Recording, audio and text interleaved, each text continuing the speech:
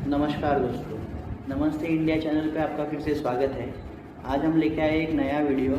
अगर आप इस चैनल पे नए होंगे तो कृपया लाइक, शेयर और सब्सक्राइब कर दीजिए।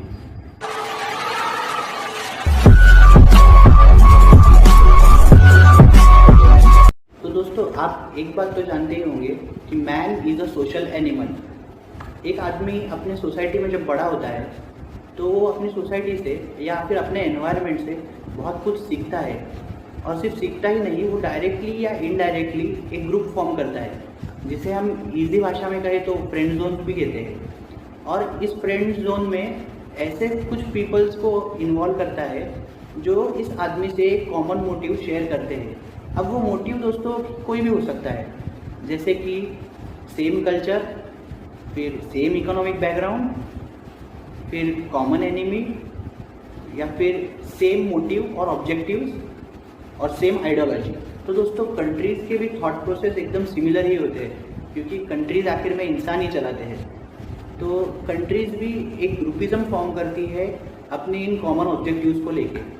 अब दोस्तों, ये कॉमन ऑब्जेक्टिव्स कुछ भी हो सकते हैं, जैसे कि economic development, similar culture, same threats, common objectives, religion, या फिर अपना इन्फ्लुएंस यानी कि पहचान बढ़ाना, ट्रेड, या फिर अपने जोग्राफिकल एडवांटेज। सो दोस्तों, ये ग्रुप फॉर्मेशन ऑफ कंट्रीज बहुत पहले से ही शुरू हुआ है। आपने वर्ल्ड वॉर 2 के टाइम भी देखा होगा, वर्ल्ड 2 पार्ट्स में बट चुका था या फिर 2 ग्रुप्स में बट चुका था। इन्हें हम एलाइज और एक्सेस कहते थे। तो वैसे ही इस मॉडर्न वर्ल्ड में भी बहुत सारे कंट्रीज बहुत सारे ग्रुप्स फॉर्म करते हैं जो कि एक कॉमन इंटरेस्ट शेयर करते हैं। तो दोस्तों, ऐसे तो पूरे कंट्रीज़ में बहुत ज़्यादा ग्रुप्स हैं। इतने ग्रुप पे हम बात करेंगे तो वीडियो बहुत लंबी हो जाएगी।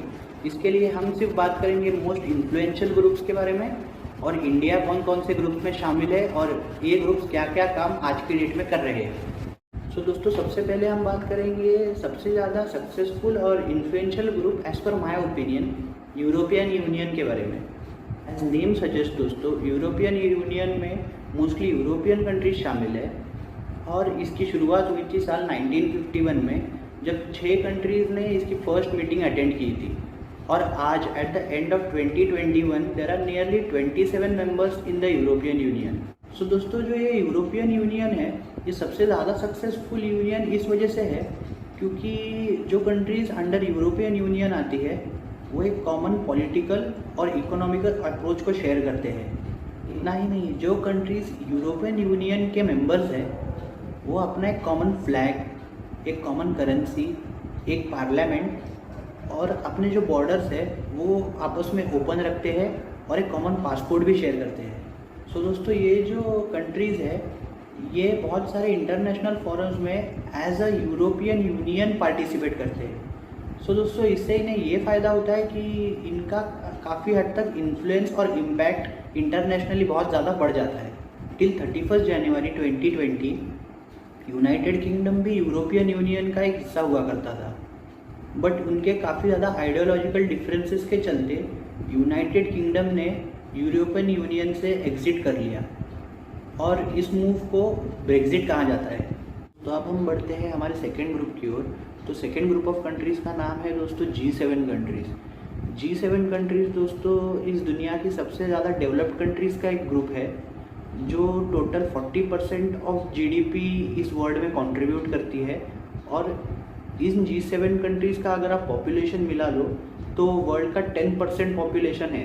ये जो G7 ग्रुप था ये फाउंड हुआ था साल 1975 में, पर 1975 में इसमें सिर्फ 6 ही मेंबर्स थे।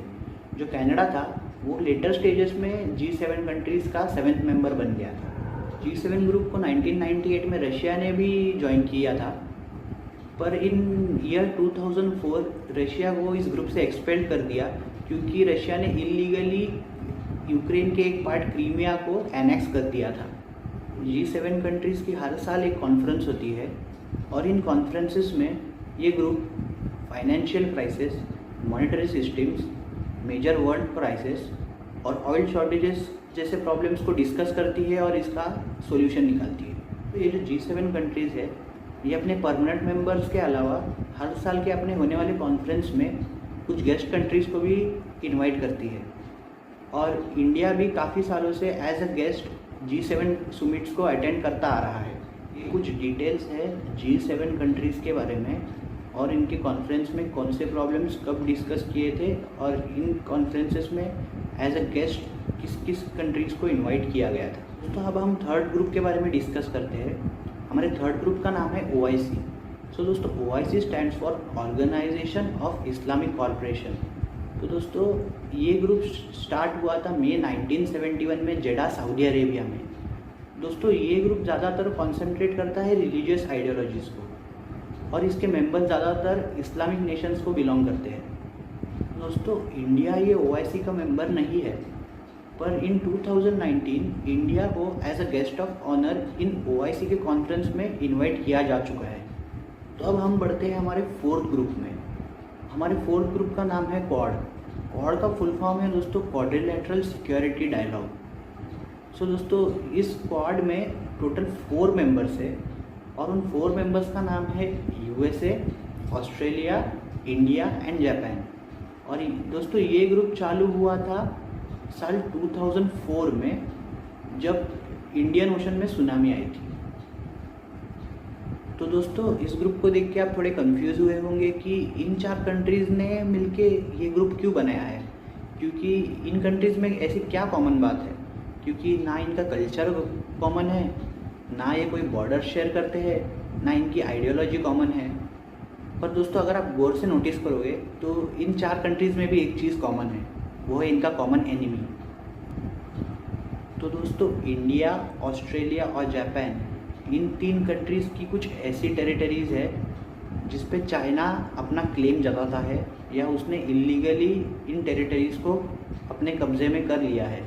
तो दोस्तों आपने ये बात भी नोटिस की होगी कि आजकल ग्लोबली चाइना US को एक टफ कंपटीशन दे रहा है बहुत सारे सेक्टर्स में। इससे US थ्रेटन फील करता है। और दूसरा सबसे बड़ा मेन रीज़न USA चाइना को अपोज करना चाहता है वो है चाइना एक कम्युनिस्ट कंट्री है। और अगर आप US की हिस्ट्री जानते होंगे तो आपको ये बात अच्छे से पता ही होगी कि USA और कम्युनिस्ट की कभी नहीं जमी। तो क्वाड का मेन ऑब्जेक्टिव ये है कि जो चाइनीज़ एग्रेशन है साउथ ईस्ट एशिया में उसे काउंटर करना। तो अगर आपको मेरे वीडियो का पार्ट 1 पसंद आया तो please stay tune for part 2। इसमें हम और कुछ ऐसे ग्रुप्स और इंटरनेशनल फोरम्स के बारे में डिस्कस करेंगे। तो ये काफ़ी इंटरेस्टिंग टॉपिक होने वाला है दोस्तों। Please stay tune. जय हिंद।